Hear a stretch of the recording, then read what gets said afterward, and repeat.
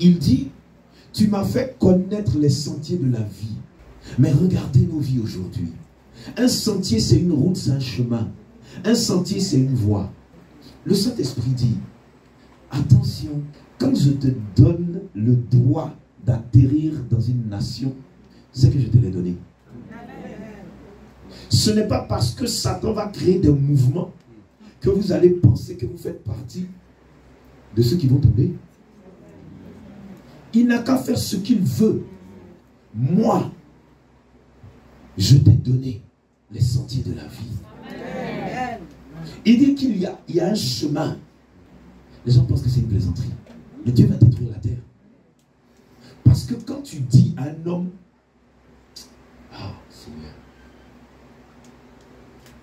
tu vois un barbu avec ses poils sur sa poitrine, aller embrasser un autre barbu qui a des poils sur sa poitrine, et on te dit que non, il doit faire l'amour.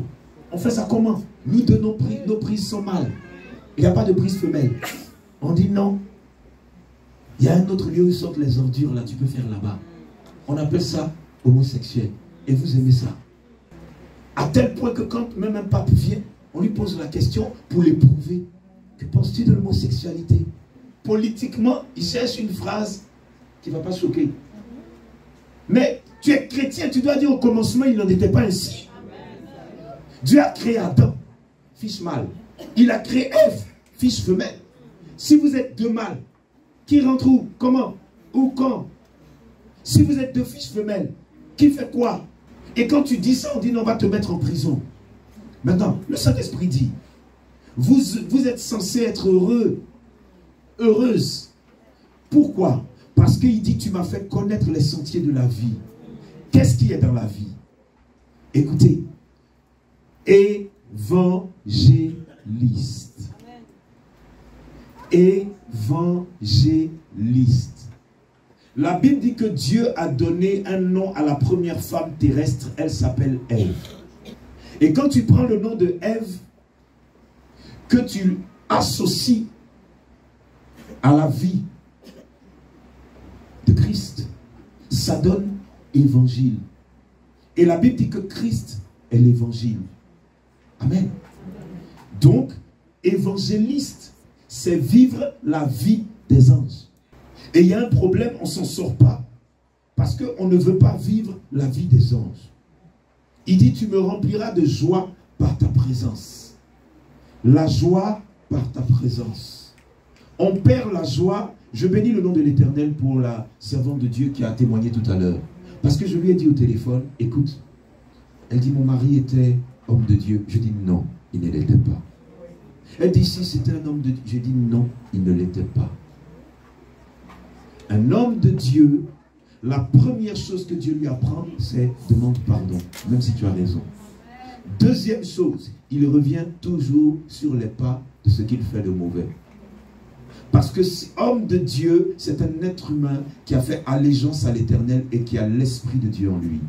Il y a des actions que l'Esprit de Dieu ne fait pas. Et donc, dès qu'il n'y a plus la joie qui te remplit, c'est qu'il n'y a plus la présence de Dieu. Il dit, tu me rempliras de joie. Amen. Par ta présence. Amen. Donc, si on met à l'envers, c'est la présence qui remplit l'être humain de joie. Là où il n'y a pas la joie, il y a l'angoisse, il y a l'oppression, il y a le stress, il n'y a pas la présence de Dieu. Voilà pourquoi avec simplicité, quand je parle avec un être humain, que c'est la colère, colère, colère, je me retire définitivement de lui. Quand je parle avec un homme ou une femme, que c'est des querelles, querelles, querelles, je me retire définitivement d'eux. Parce que où il n'y a pas la joie, il n'y a pas la présence de Dieu. Ce qui veut dire qu'aujourd'hui, partout où vous voyez de la colère se manifester, de la haine se manifester, des querelles se manifester, ne discutez plus avec les gens, retirez-vous parce que là, il n'y a pas la présence de Dieu. Quand on vous appelle pour signer un contrat, vous allez dans une société, on vous appelle pour faire des affaires, on vous appelle pour faire du business, vous discutez avec les gens, c'est de la colère, c'est de l'incompréhension, il n'y a pas la présence de Dieu. Retirez-vous de ce business, de cette affaire. Amen. Amen. Un jour, mon frère, on devait louer un lieu en Côte d'Ivoire et c'était cher. Et il m'a dit, va quand même. Et si la caution est chère, propose-leur de faire un geste. S'ils font le geste, c'est qu'il y a la grâce. Partout où il n'y a pas la grâce, laisse tomber. Amen. Amen. Partout où il n'y a pas la grâce, laisse tomber. Parce que où il n'y a pas la grâce, Dieu ne veut pas te donner. Et si Dieu ne veut pas te donner, si tu entres dedans, tu auras des problèmes.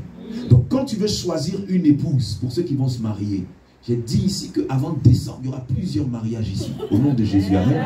Et ceux qui veulent se marier, quand tu choisis quelqu'un, homme ou femme, et que tu ne sens pas la joie, tu ne sens pas le bonheur, c'est-à-dire, tu ne planes pas sur un nuage, descends vite. Amen. Il faut descendre. Descends vite, dis au chauffeur, garde, descends. Il dit, c'est dans sa présence que j'ai trouvé la délivrance. Amen.